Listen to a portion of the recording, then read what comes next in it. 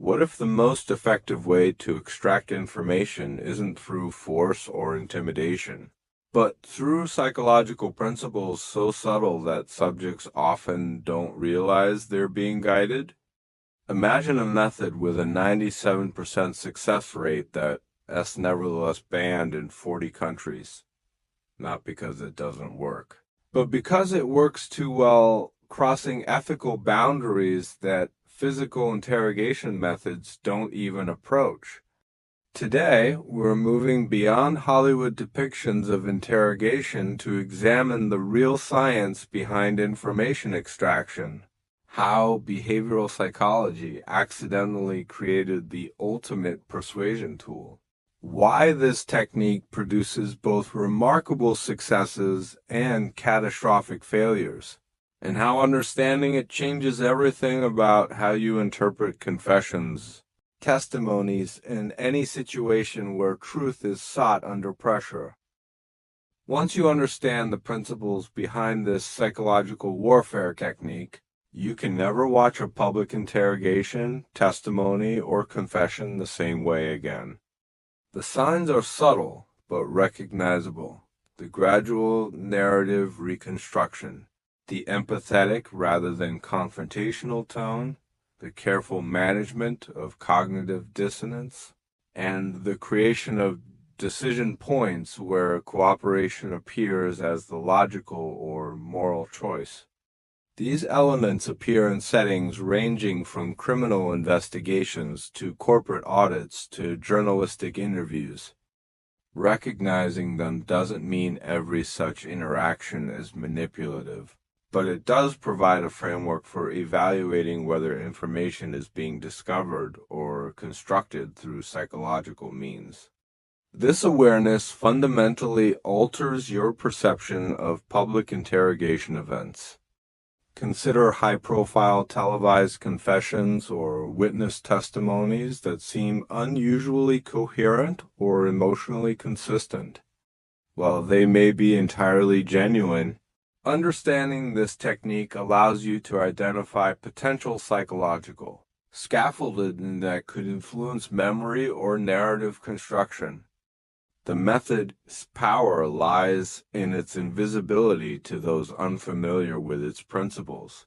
Subjects often report feeling like they arrived at conclusions independently, unaware of the subtle guidance shaping their thought processes. This raises profound questions about truth, memory, and agency in any situation where information is sought under pressure. Whether that pressure is obvious or carefully concealed. Ultimately, knowledge of this banned technique empowers critical thinking about information credibility in all domains. In legal contexts, it highlights why certain interrogation methods are restricted even when they produce results. In media consumption, it provides tools for analyzing interviews and testimonies with greater sophistication. In personal and professional life, it offers insights into how persuasion works at its most effective and sometimes most ethically ambiguous levels. The technique's existence reminds us that the most powerful influences often work through collaboration rather than coercion, through understanding rather than force, and that this very effectiveness makes them both valuable tools and potential instruments of manipulation. Recognizing this duality is essential for navigating a world where information is both currency and weapon, and where understanding human psychology is key to discerning truth from constructed narrative. So what do we do with this knowledge about psychological persuasion at its most effective and ethically ambiguous? First, we recognize that effectiveness alone cannot justify methods. The high success rate of this technique hasn't prevented its banning in numerous countries precisely because societies have decided some boundaries shouldn't be crossed regardless of results. Second, We develop greater sophistication in evaluating information obtained under pressure, whether in legal settings, intelligence contexts, or everyday life.